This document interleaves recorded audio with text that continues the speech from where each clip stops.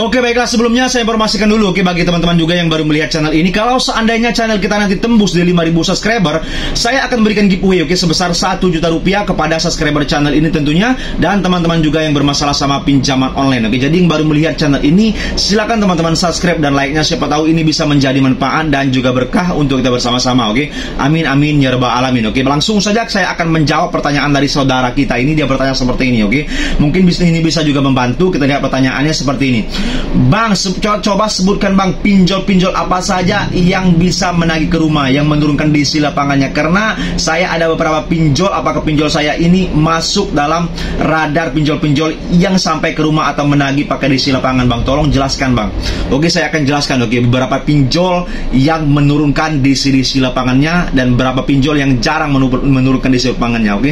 Nah, di sini saya akan jelaskan. Yang sering melakukan penagihan itu, teman-teman, pakai diisi lapangan atau yang sering datang ke rumah itu tentu saja pinjol-pinjol besar. Seperti apa? Seperti pinjol pertama seperti Kredipo, oke. Habis itu, kenapa Kredipo menurunkan diisi lapangannya? Karena mereka modalnya sudah sangat besar. Mereka raksasa di Indonesia ini, oke. Jadi tidak mungkin mereka tidak menurunkan diisi. Tapi tidak semuanya yang dilakukan sama Kredipo itu langsung ditagih seluruh Indonesia, itu tidak. Mereka hanya random saja atau acak saja. Itu pun wilayahnya tetap di pusat ataupun di daerah Jakarta sekitarnya. Sisanya tidak ada juga, oke. Saya katakan aman, oke. Lanjut lagi seperti Akulaku. Akulaku sama seperti Kredipo, mereka menurunkan diisi lapangannya, oke. Jadi yang ada hutang di Akulaku, apalagi daerah Jakarta sekitarnya, tidak usah terlalu cemas bagaimanapun juga. Mereka tetap acak kok. Tidak seluruhnya ditagih ke rumah-rumah, oke. Seperti itu. Karena biaya untuk penagihan itu DC juga mikir-mikir. Ini ada di sini, ini ada di sini, mungkin ada harus didatangkan, harus ada tidak didatangkan, oke. Seperti itu. Habis itu Kredit Pintar. Kredit Pintar juga sering menurunkan diisi lapangannya wilayah-wilayah sekitar Jakarta sekitarnya, bahkan paling sampai ke daerah Bali, Jawa Timur, kemarin ada kasus-kasusnya ditagih sama Kredit Pintar.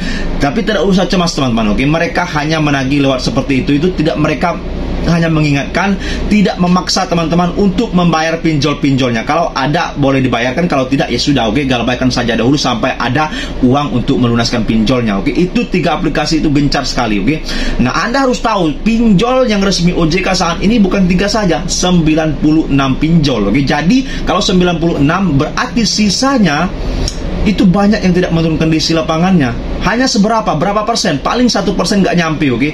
Dari seluruh pinjol yang ada di OJK yang menurunkan diisi lapangannya. Jadi teman-teman tidak usah terlalu hirau bertanya apakah pinjol A, pinjol B, pinjol C ada diisi lapangannya, bang. Menyebarkan data. Saya katakan, oke, pinjol seluruh Indonesia ini yang resmi OJK khususnya, oke, yang resmi OJK tidak akan pernah berani menyebarkan data para nasabah. Kalau sampai mereka berani menyebarkan data para nasabah, mereka bisa segera dicabut izinnya sama pihak OJK, oke. Seperti itu. Jadi mereka hanya menggertak saja kalau mengatakan ingin menyebarkan data Anda, menelpon keluar kontak darurat, itu hanya gertakan saja. Sampai mereka melakukan hal-hal seperti itu, mereka bisa dicabut izin sama pihak OJK. Yang paling penting waraskan pikiran, oke. Mental kalian harus